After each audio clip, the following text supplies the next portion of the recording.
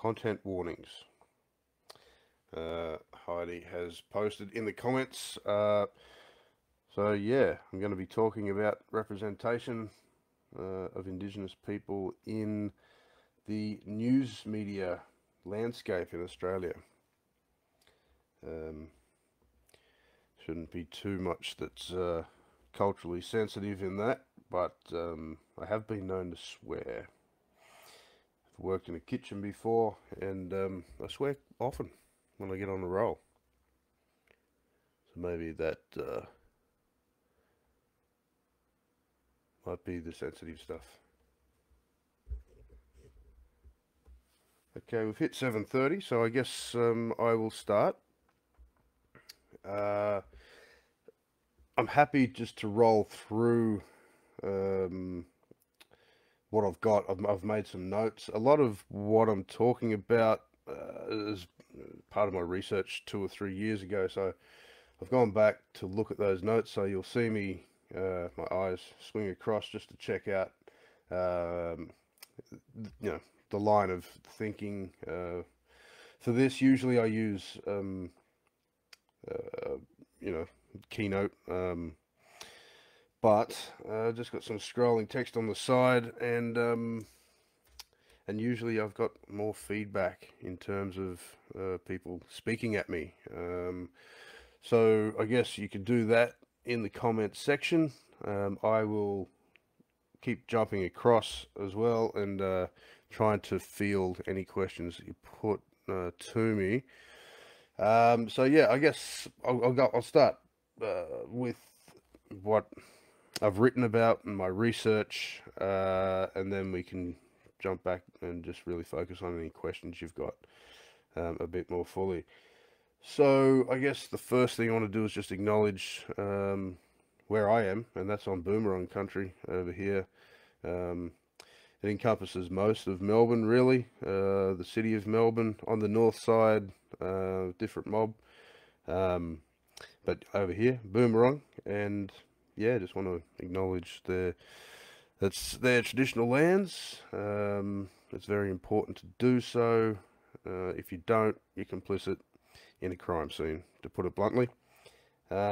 Just elders, past and present. Very important that we have our elders, that we're listening to our elders, and that we respect our elders first. Let's just get into this then. So yeah, I am a little bit about myself. I am a senior editor and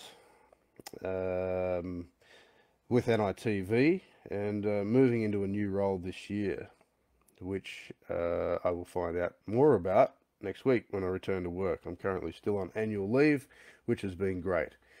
Prior to taking this role on, I have written for The Guardian, both as a reporter and a commentator.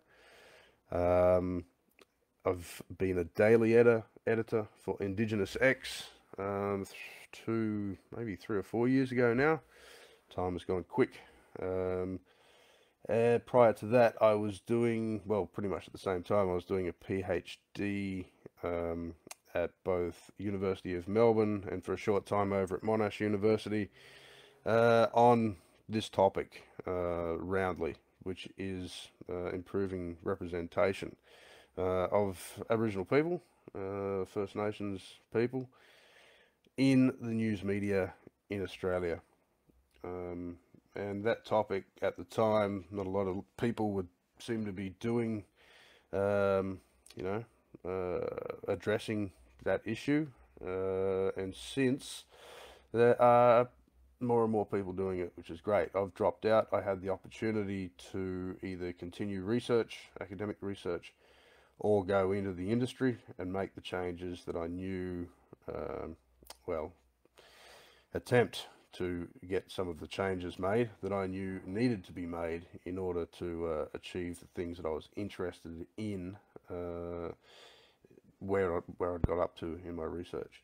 So I chose to go into the vocational route. But yeah, there's some really great people still examining, exploring these really broad, similar topic. People like Amy Maguire, who I believe has got her book on this issue coming out, published by UQP later this year.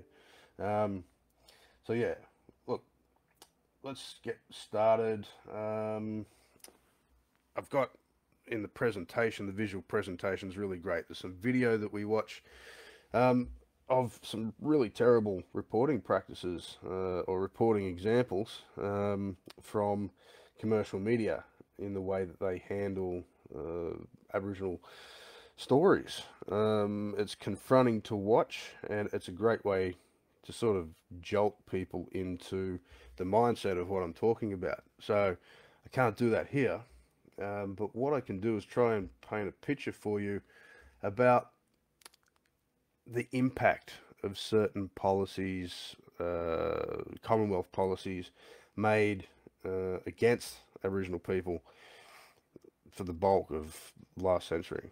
So one of those, which throughout most of the 20th century, was the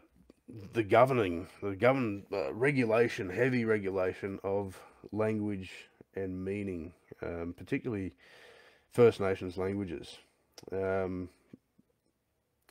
were on missions or reserves, and this is like only 2 generations back, and not allowed to speak our native tongues.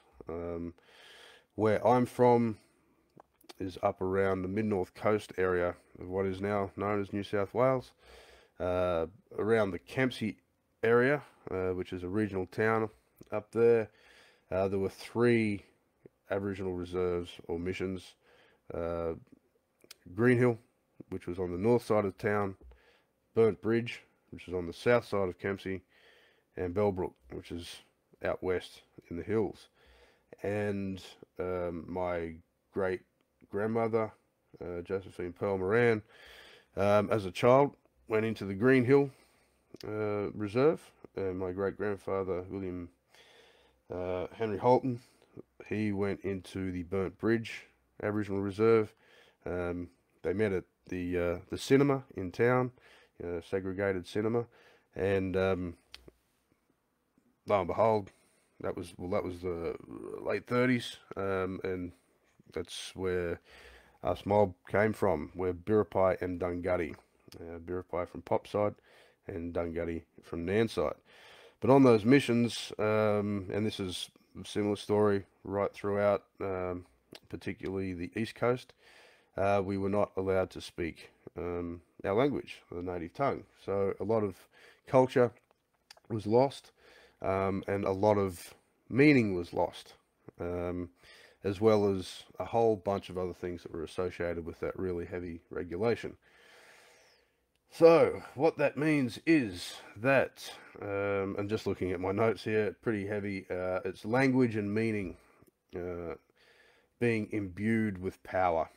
Very early on, the Commonwealth, Australian Commonwealth, knew that what they were doing. They knew that by limiting our ability to speak our language, that they would also, that's curbing our power and removing our jurisdiction, which is our sovereignty, when you cut down to the quick of the matter.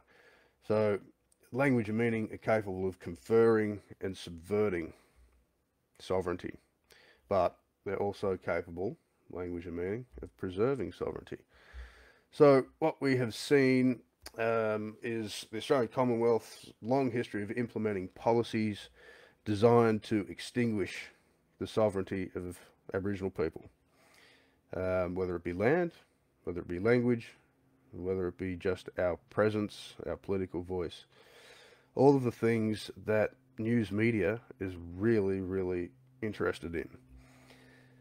So yeah, the most insidious of those was outlawing the practice of using our languages, and it was all done under the guise of the assimilation policy, which was implemented and policed by state agencies such as Aboriginal protection boards, and these were really heavy-handed institutions and agencies when it came to the impact that they had on the lives of Aboriginal families and communities.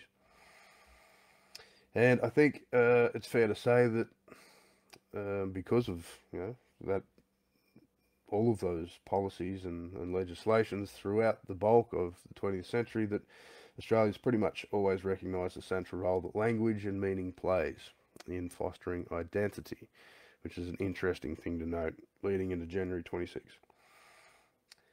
So today, though, the promotion of our languages, our traditional languages, First Nations languages, is becoming celebrated. There's a whole resurgence movement that relies heavily on the restoration and revitalisation of our languages, or our lingos, as my grandmother would say. And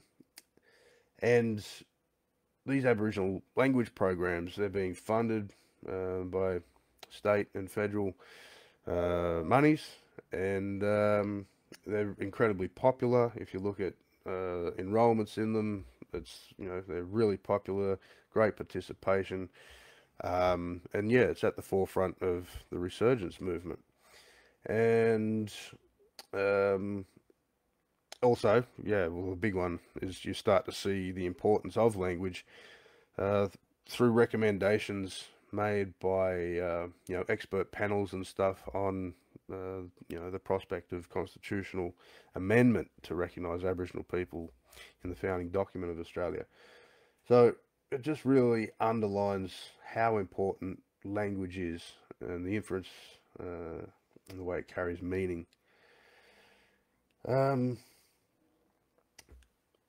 lot of, the note I've got here is, in a lot of ways, that history of the Commonwealth's assimilationist policies continue to be perpetuated in the Australian news media landscape.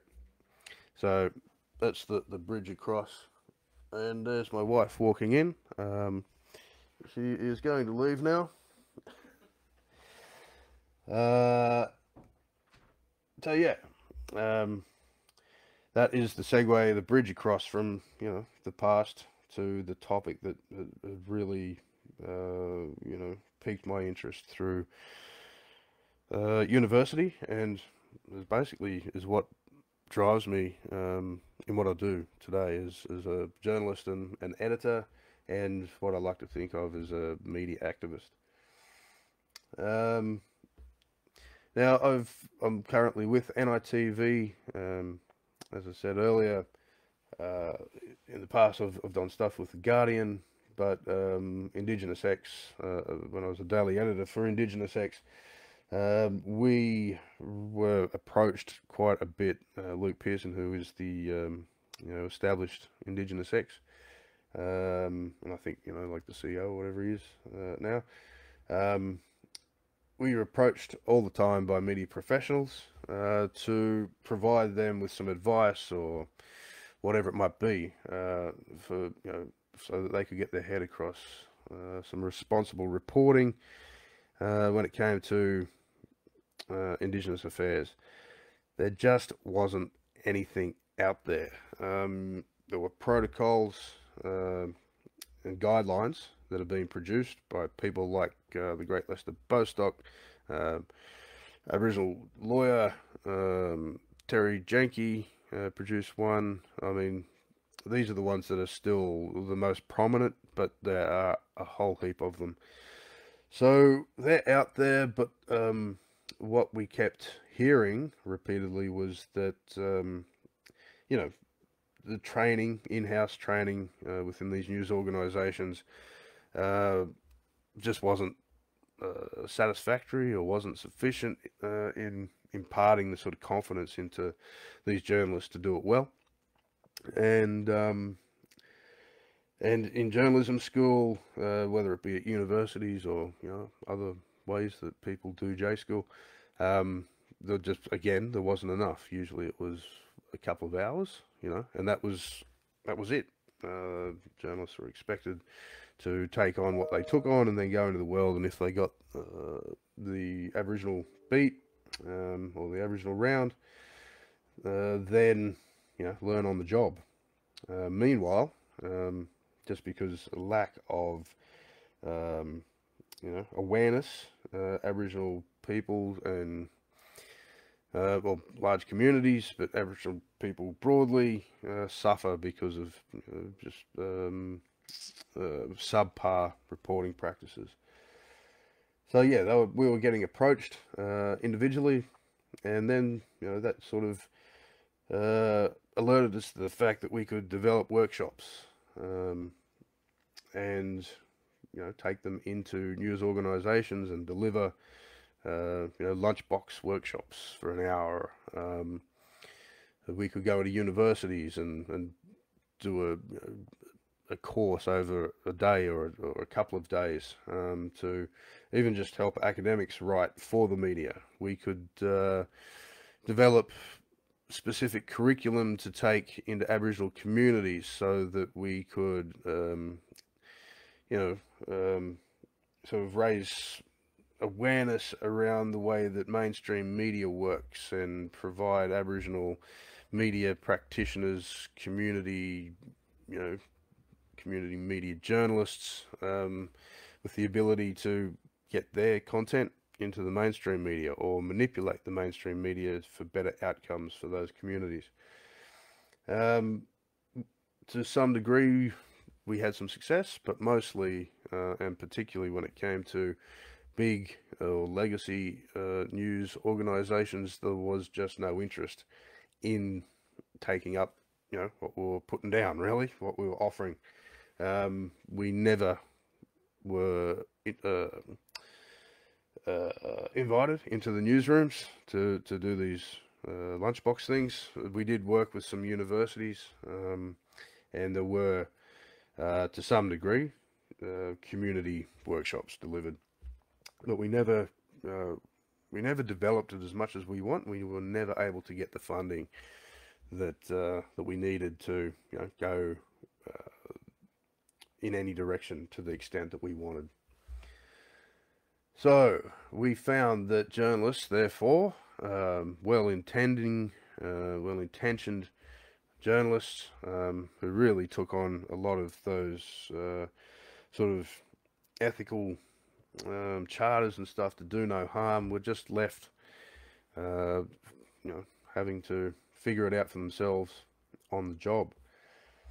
One of our efforts involved teaming up with Oxfam and the University of Melbourne, and that was to develop a roundtable. We got some funding and got a bunch of black academics and as many black journalists as we could get at that point in a room talking about how we could improve stuff.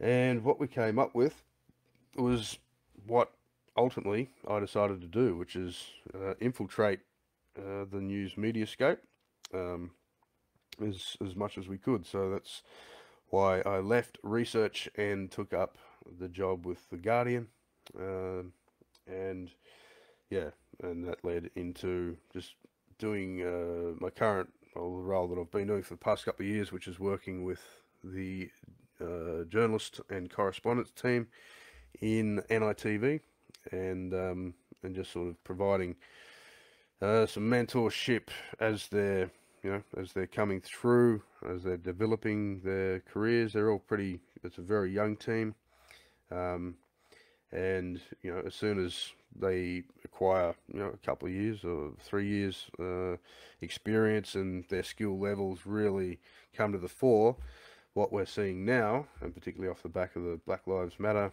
movements, and particularly this year, the Black Lives Matter protests and uprisings, they are being snaffled up really quickly by other organisations.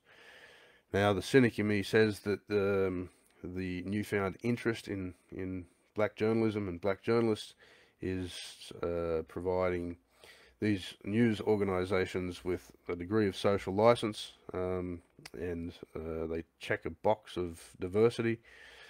But on the positive side, a lot of the journos that I've worked with are now in organisations like Nine Entertainment or Nine News Group, whatever they're calling themselves, formerly Fairfax, and elsewhere on the commercial broadcasters, even in the ABC, and they're improving reporting practices just by being there and doing it and setting an example and being a sounding board for, inquiring editors who are, again, wanting to do no harm.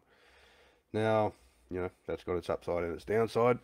They're not getting paid enough to be that consultancy or to provide that consultancy. It's just expected of them.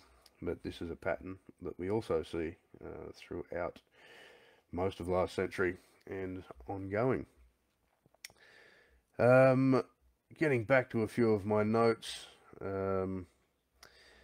ultimately we wanted to forge new news systems just to produce improved representation of First Nations people. Now, my understanding of representation comes from the black cultural theorist and political activist Stuart Hall. When I think about representation, I'm taking a lot from his work. Now, he reminded us that representation has a double meaning. Representation means to stand in for, as in a representative of the people, but it also means to depict or present something that was already there, or represent a thing, which in cultural theorists and academics and that they call a text. It represents a text, represents a meaning. Now, in regard to Aboriginal affairs in the Australian news media landscape, those two strands have come together in a way that's created a lot of frustration within and between Aboriginal communities. Taking the first strand, until the last decade, and I'm talking probably around 2010, 2011, so right at the top of the last decade, there was a lot of gatekeeping around Aboriginal voices, who was being amplified. There was only a really select group of Aboriginal perspectives that were getting a platform with the media. That was the voices of people, really prominent Aboriginal public figures who you would know of. Noel Pearson. Excuse me, I've got a croaky voice. My daughter has started daycare this week and already I've picked up the lurgies that come home with them. My trusty water bottle. So yeah, these people like Noel Pearson, Marshall Langton, and Warren Mundine at that time, and there were others as well, but it was pretty narrow casting list of the several or so more. They were the ones that you would see on news television, 7:30 or whatever program, Four Corners. They were the ones that you would read in the Australian, in op-eds and comment pieces. They were considered to be Aboriginal leaders. Now, I'll get into this a little bit more. That whole concept of Aboriginal leaders is something that people need to know is really problematic within Aboriginal communities and Aboriginal audiences, because a lot of these people are considered to not have the cultural authority to talk on certain First Nations. Some they do, some they don't. They haven't been democratically elected as leaders. That's probably the most important thing to point out. They have been nominated as and appointed as Aboriginal leaders broadly by news media. And off the back of that, you see the same names and prominent public figures being appointed to advisory groups for state and federal governments and positions of, advising on policy or policy implementation. and that continues today. If you think of constitutional recognition and you look at the senior advisory group for the Voice to Government, for Ken Wyatt's Voice to Government, you'll see those names. Not Warren Mundine, but you'll see him on the board of SBS, for example, appointed as a captain's pick by Scott Morrison late last year. So, all right, let's just move on a little bit. These figures were always approached by the media and provided exclusive platforms to express their views.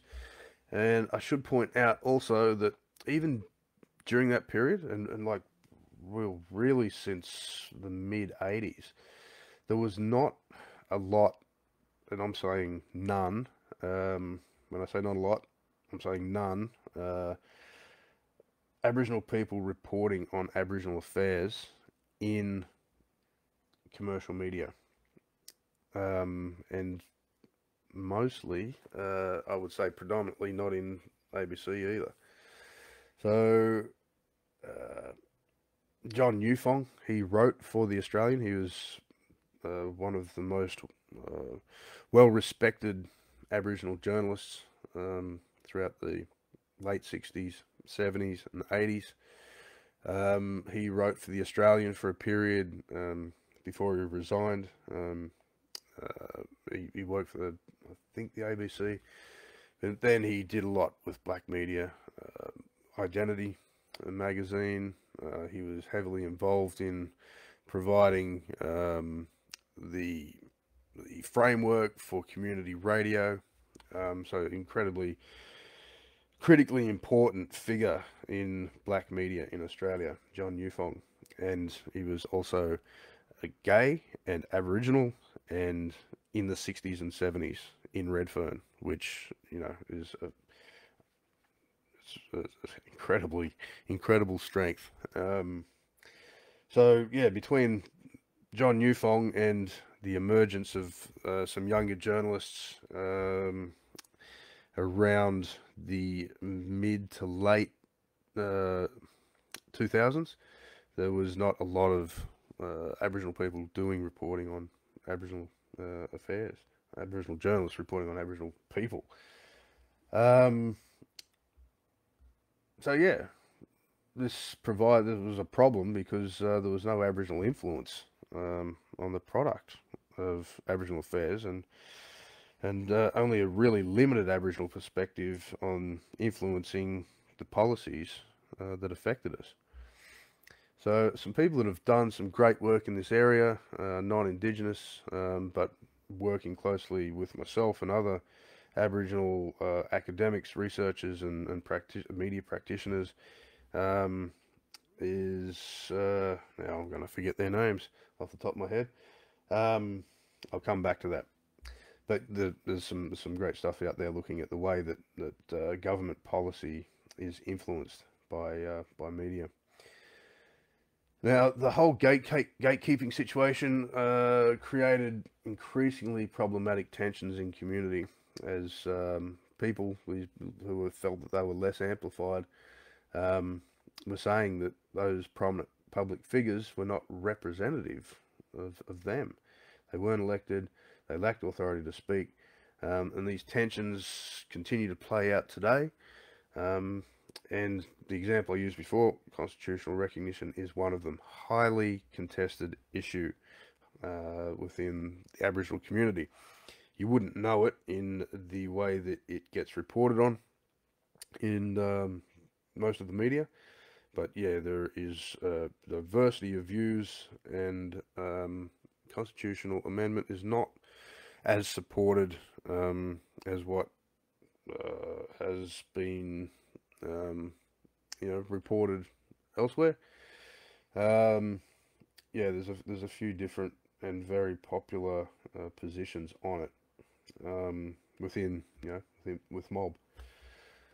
So around 2007, we've seen the emergence of Facebook and Twitter, and just from probably 2008 through 2011, 2012, rapid popularity of social media in Australia, and particularly in Aboriginal communities.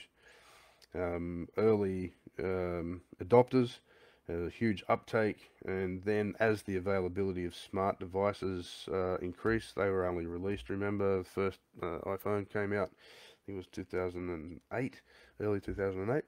So as they prices dropped, or just the availability became wider, um, these these tools were taken up by Aboriginal people in community, whether it be regional or rural or very remote, or just in the city.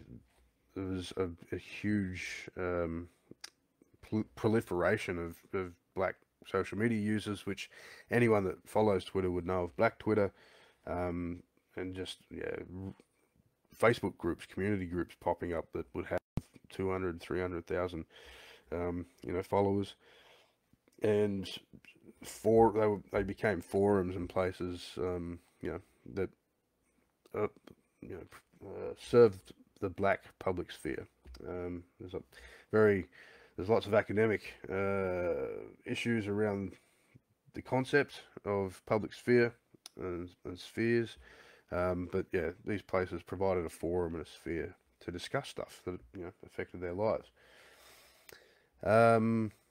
which was both a good thing and a bad thing in some ways, because with rises of fake news and conspiracy theories and stuff, that caught on as well with people who felt that they weren't being represented accurately by the media organisations that were commercial, and those the legacy media organisations.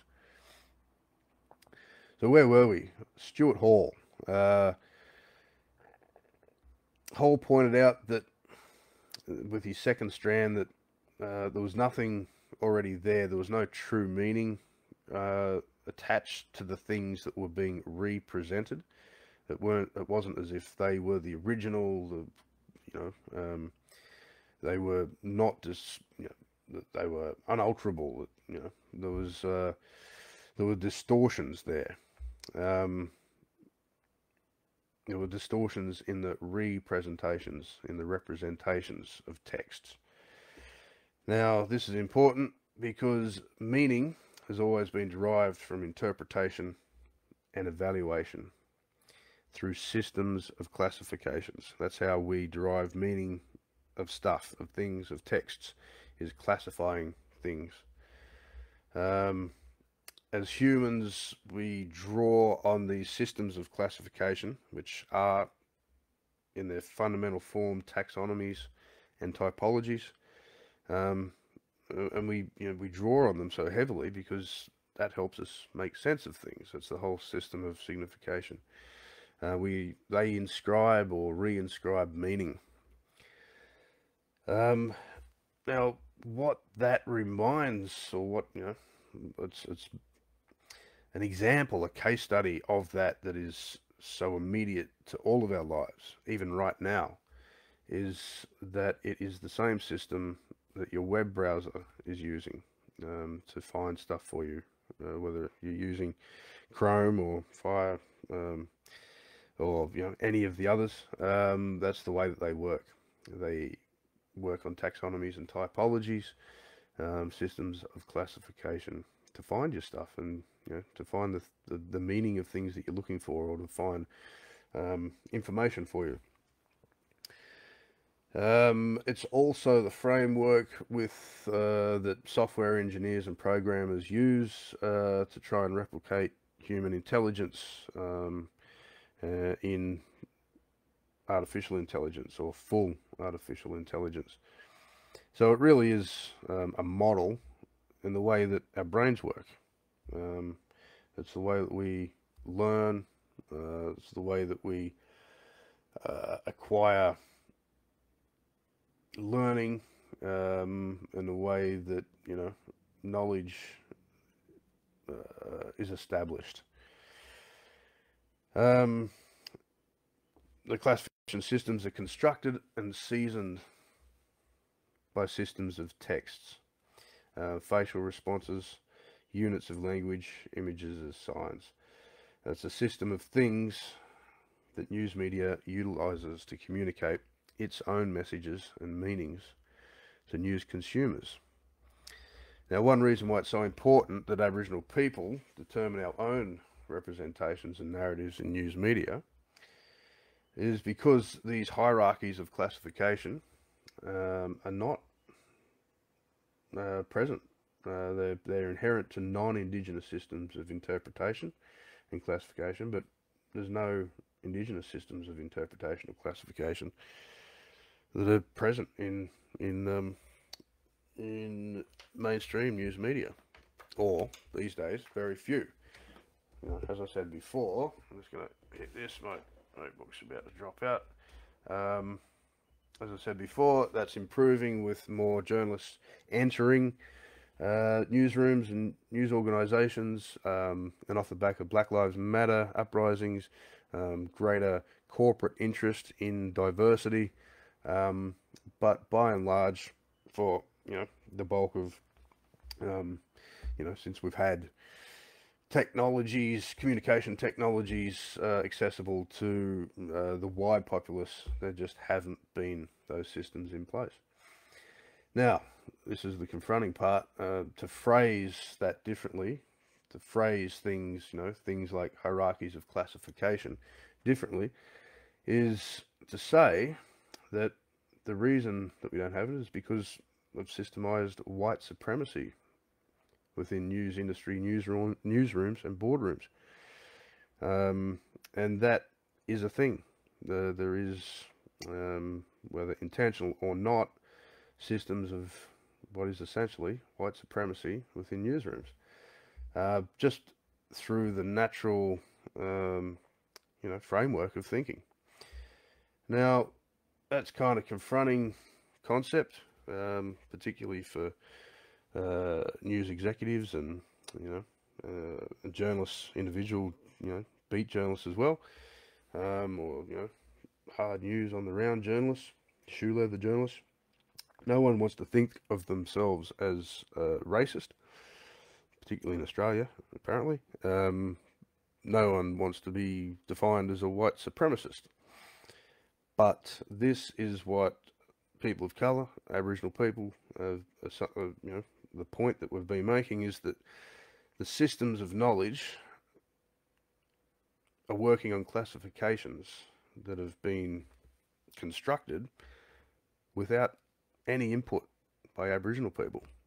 So the meaning that is assigned to certain things means nothing to us. And often that meaning, is constructed in a manner that puts us at an inferior or a subordinate position in terms of perspective or interpretation.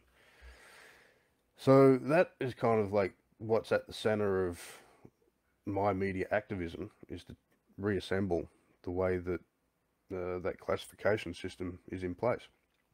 And that is why we, what we identified infiltrating the media network, or the media system, the media ecosystem in Australia, with having more and more black perspectives and black voices, is only going to improve it, whether it likes it or not.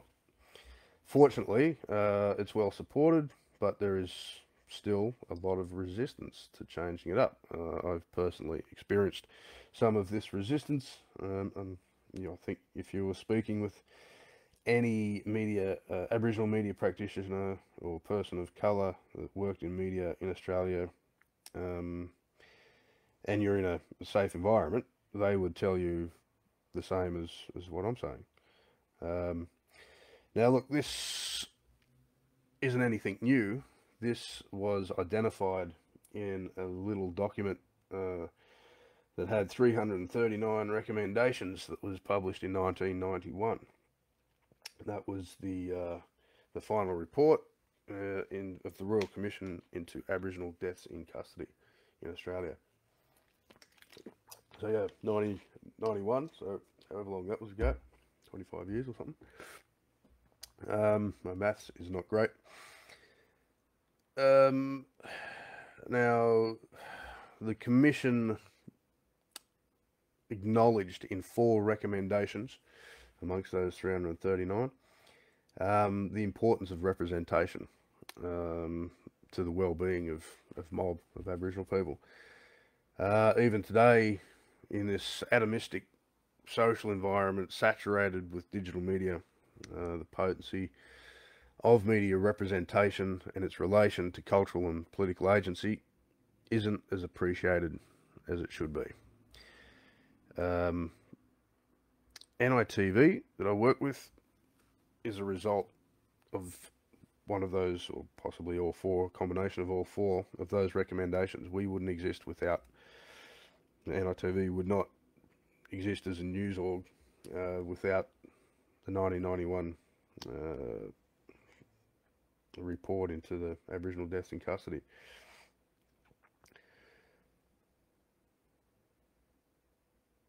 Okay, so I'm just going to go across some of the recommendations. Recommendations 205, excuse me, 205 and 208 are entry point for what we know now as black news media. The subheading was accommodating difference, relations between Aboriginal and non-Aboriginal people. Recommendation 205 says, the quote, Aboriginal media organisations should receive adequate funding in recognition of the importance of their function. That was 1991. NITV came about 2008, and then was made went free to air, I think 2012. So it took a while to get going. A lot of these recommendations in the report still remain unimplemented. It's important to note. Anyway, Clause B of 205 said, proposed that all media organisations should develop protocols related to the representation of Aboriginal issues. All media organisations should develop protocols for the founding of media monitoring bodies, and the implementation, this is the one that got me, the implementation of training and employment programs. So, even though it was recommended, and everyone alludes to these recommendations from 1991, 2017, 2016, when we were approaching news orgs that just weren't getting Indigenous affairs reporting right, there was no interest in us providing them with any training. Recommendation 206 advocates that the media industry and relevant unions recognise excellence in reporting of Aboriginal affairs through awards, and that was intended to foster more considered journalistic practices. That was 1991. Today, organisations like the Melbourne Press Club announced that they've got a new category that recognises excellence in the reporting of Aboriginal affairs. So it takes that long to get going. Walkley Foundation organisation were a lot better. They've had that category for a while, but an Aboriginal person hadn't won that category until around 2012, I think, and there was a big gap there before I think Stan Grant was the next one to win it in 2015-16, and since then we've had Aboriginal people winning that category of the Walkleys to date. But yeah, it took a while to get going. Recommendation 207 urged journalism schools to develop and provide course units on Aboriginal affairs. That isn't really a thing either. At least it wasn't when I went through my master's in journalism. As I said, there was perhaps 2 hours that was dedicated to exploring and examining how to do Aboriginal affairs reporting properly. And then in recommendation 208 comes the real kicker. Quote, Aboriginal people throughout Australia expressed disappointment in the portrayal of Aboriginal people by the media, it stated back in 1991. and suggested that the media industry and unions should encourage contact with Aboriginal organisations for the purpose of cultural exchange and improved understanding of issues relating to the media treatment of Aboriginal affairs. So here we are, 2021, and a lot of that hasn't really been achieved. It's been implemented to varying extents, certainly not comprehensively. So, on the positive, I suppose, again, and with BLM uprisings, we've seen more Indigenous people being, or cadetships being offered, usually from the public broadcasters, but there are opportunities within the commercial broadcasters as well. We've seen some initiatives like Media Ring, which NITV is involved in, as a disclaimer. We've seen collaborative partnerships like The Guardian, and something else that I've been involved in, which is the Wake All project, which is trying to get more and more voices into The Guardian. Indigenous X is also tied up in that. So we've seen like these initiatives of these organisations that they've undertaken, but so it's not widespread by any measure. And I would posit that the representation of Aboriginal affairs in Australia's dominant media is just as atrocious as it was during any decade prior to the submission of the inquiry's final report in '91. Now, we get to some case studies. I'm just mindful of time. We're 8:15, so I did want to have some questions here. Address some questions or any questions that you had. Great, the library staff is giving you some links there to the final report, which is awesome. Libraries are great. So look, I'll just go into this one, just because it is so mind-blowingly bad. It was 2017. It refers back to an Aboriginal deaths in custody in 2004. 9 News Queensland went across to Palm Island, the Commonwealth, in response to a settlement, a $30 million settlement that was paid by the Queensland state government to 442 residents over there, blackfellas, Murrays, after the actions of Queensland police in the death of Mulrunji Doomadgee. It was 2004. It was horrific, the manner in which he died in custody. But rather than focusing on the details of the police actions and why that historic $30 million settlement was awarded, 9 News Queensland, they centred on the experiences of a former police detective, Kathy Richardson. They paid for her travel from Brisbane, or from the mainland up north and across to Palm Island, and they basically doorstopped a fellow that was convicted of inciting the uprisings, inciting what they were calling the riots, but were really uprisings against the way that Queensland police were treating islanders, the Palm Islanders, and in response to that horrific death. They doorstopped him, got him in his backyard, and basically put it on him. His name was Lex Wooten, and basically put it on him. Did he feel bad because his actions in the uprisings that day led to Kathy Richardson having to leave the police force under trauma?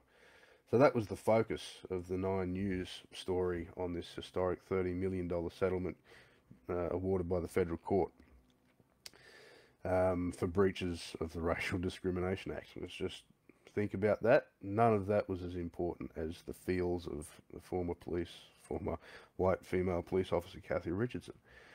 And they put it to Lex Wooten, and the footage in his backyard Richardson is standing behind Lex, in shot of the camera, slightly blurred at that distance, but within shot, as the reporter is really pressing Lex around, his involvement and whether he felt guilt over, those actions that led to, Miss Richardson leaving the force. It was 3.5 minutes. The way they framed it was that Aborigines were costing Australian taxpayers the $34 million, $30 million. There was this insistence on wording as being sexually violent. The language used was that he was murderous and sociopathic, verbally offensive. All of the stereotypes of an Aboriginal man were invoked in this 3.5 minutes. And this rightly was, lampooned by black media observers, Aboriginal people, Aboriginal communities, some media organisations. But yeah, the story in itself was an outstanding success for 9 News Queensland. The criticisms, they were never as prominently featured in the media landscape as the story itself. Now, you would also remember, just very quickly to skim across, the Channel 7 Sunrise program, the treatment of the issue of Aboriginal kids being taken from their parents and placed with white families, with the all-white panel saying that that is a practice that should go ahead for in the best interest of Aboriginal kids. And of course, that was on, or just a month after, the 10th anniversary of the national apology for the stolen generations. So yeah, within 3 to 4 weeks of that supposedly landmark anniversary of landmark event, we see breakfast television reinforcing the types of perspectives and policies that are in place at the very height of the White Australia policy. And of course, these views are really well supported. If you go below the line, or you follow the comment threads in their social media posts, you will see this. And largely the editorial staff and the people behind putting these posts out and producing these stories know that. They know that very well. So yeah, look, that's I'm sure if we were able to talk to one another, we'd all have some really horrible examples of where the media continue to perpetuate these sorts of views of minority groups, whether they be Aboriginal or not. We only have to think here in Melbourne back to the way that the Sudanese community was represented not so long ago in the lead up to the last state election. And that was facilitated by a lot of the media. The views and the opinions that we heard from people that really had no place in commenting, like Peter Dutton and some of those federal level politicians that were attempting to influence the state election. So look, that's pretty much the gist of what I'm saying in terms of the bias within the prolonged, or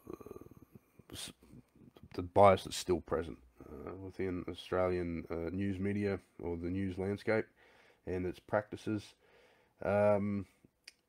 Just to give you, anyone out there that doesn't know already, an idea of some great writers, black writers, I would be looking, and these aren't journalists, some of them. Amy Maguire has done great journalism in the past, and is now has been a commentator for a while, and is an academic at present, looking at representation of Aboriginal women in the media. Chelsea Bond is an academic and commentator who does some really edgy stuff in terms of holding representation of Aboriginal people and organisations that don't do it well to account. Natalie Crom is working with Indigenous X and writes for Koori Mail, which is a Aboriginal fortnightly Aboriginal newspaper. And Celeste Little, again here in Melbourne, has written for just about everywhere, and a commentator who provides some really provocative and really original perspectives on the sorts of topics that I've gone across today. So yeah, there's a lot of people out there writing about this and speaking out about this, and have been doing it for at least the majority of the last decade. And I'm sure that we will see more and more emerge through over the 2020s. And particularly, as I said, with the more black journalists now, we're actually allowed to report on our own affairs. You will start to see a change, hopefully, a change in the way that legacy media, big media, is reporting on Indigenous affairs. We've seen some improvement in the way that non-Indigenous news reporter Paige Taylor for The Australian, the way that she goes about her journalistic practice is, respected by Aboriginal communities. And that's kind of replicated with other journalists as well. The Guardian has Paul Daly, Calla Walquist. These are all non-Indigenous people that are assisting as allies in changing the way that journalistic practice considers Aboriginal affairs. So look, that's probably us. We've got 4 to 5 minutes before 8:30. Are there any questions? I found this really great. There's a Lex Wooten link there for you. I found this a bit of a challenge, not being as immediate to you guys. It would be great to do this again with everyone in the same room. Is the drum doing well? Margaret has asked. The drum has improved vastly, great lengths in the past 2 or 3 years. They've got younger producers on, and producers from diverse backgrounds. Sorry, and yeah, they're getting in some really interesting people in terms of Aboriginal commentators and journalists and just academics and I guess some politicians from time to time, business leaders. So yeah, I would say that it's doing a lot better than what it was. I get approached to go on the drum and knock them back because and this is a common criticism of the drum, and not only the drum, but Q&A for a long time, was that it's a lot of work to get up for those shows, and they don't pay.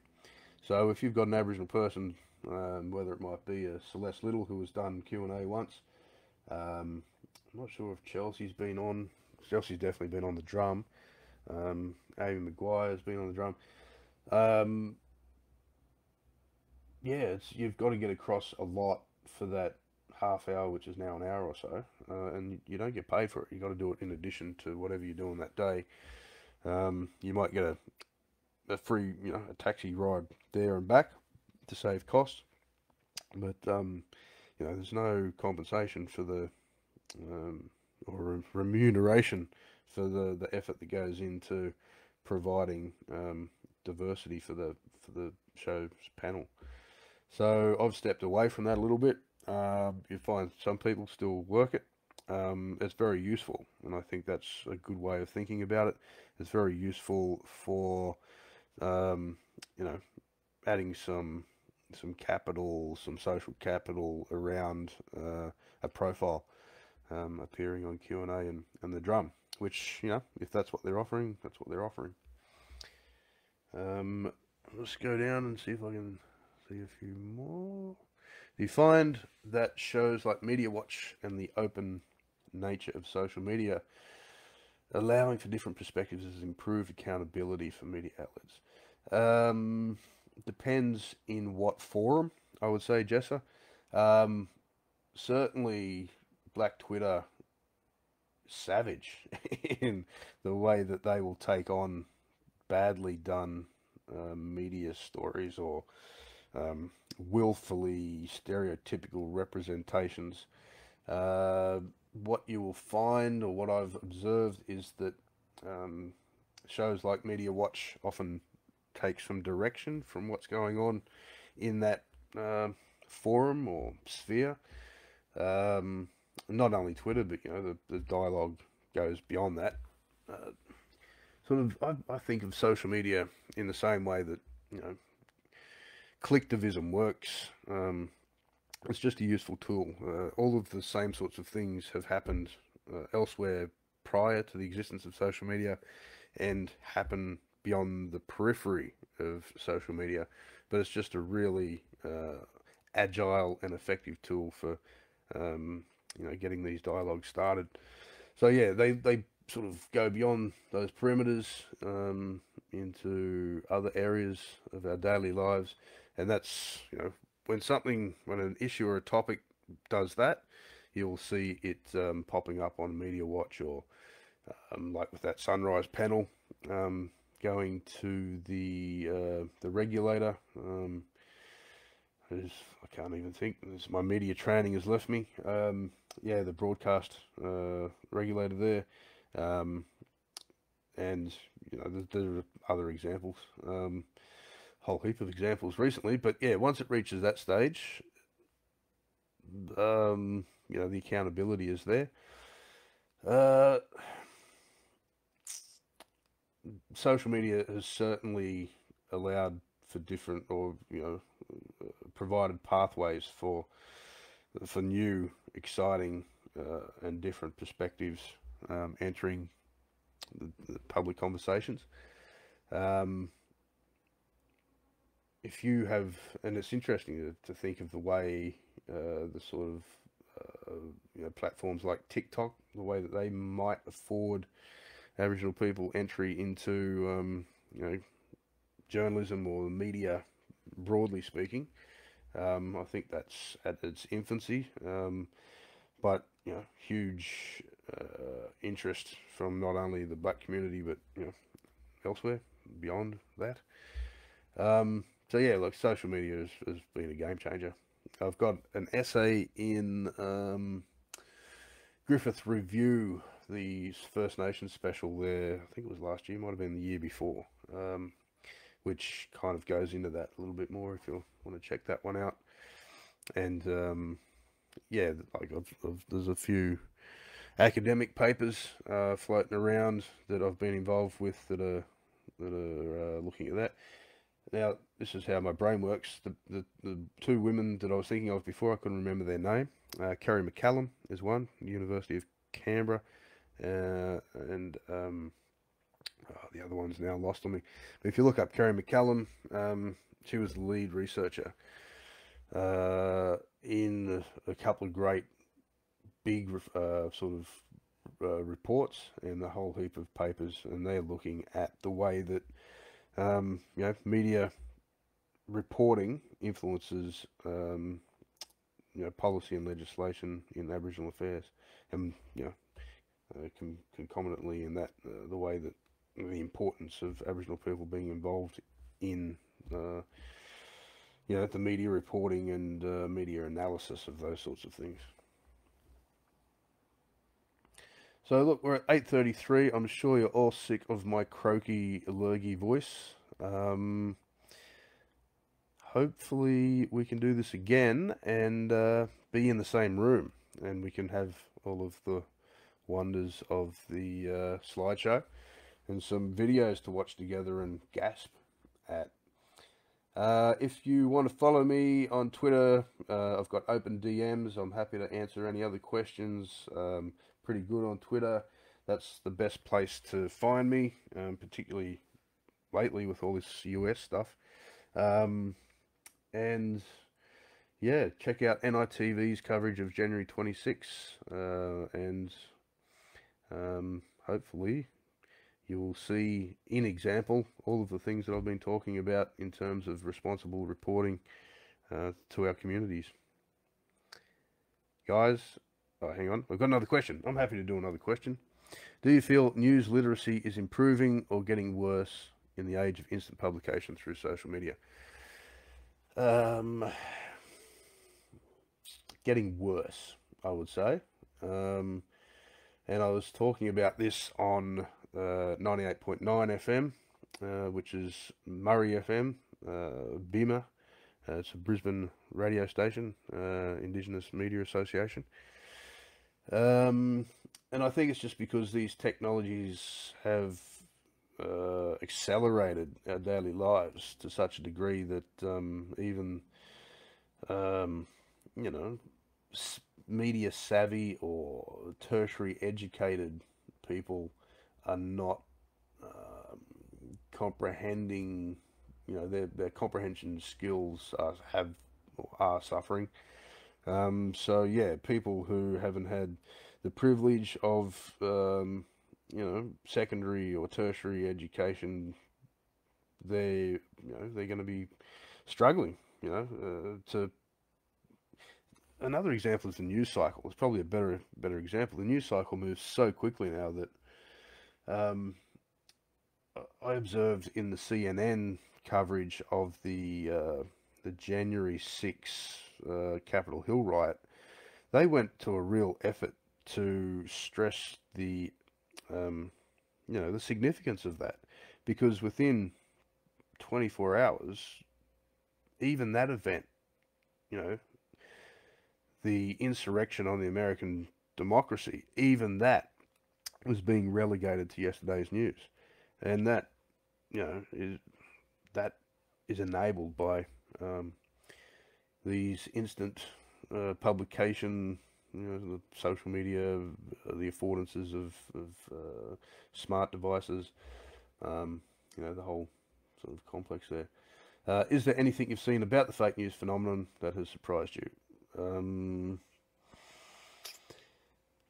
Not really. I mean, we've seen it coming for a while. I was surprised that Donald Trump was so good at it, at you know, at manipulating news media and using that concept of fake news for political capital. I didn't like the man, as most people didn't. I found him repugnant, but I did admire his media, you know, savviness, if that's a word. Did anyone watch his departure from the joint base, you know, Andrews or whatever it was called, yesterday or overnight? The Frank Sinatra "I Did It My Way" choreographed as the Air Force One left the tarmac was breathtaking. That's the sort of it was kind of garish, but you know, that guy is a very astute in his media practice. Dangerously so. Okay, I think that's about it for us. As I said, flick me any other questions in my DM on Twitter, and absolutely happy to have a yarn with any of you there. Thanks, guys. I'm going to log off.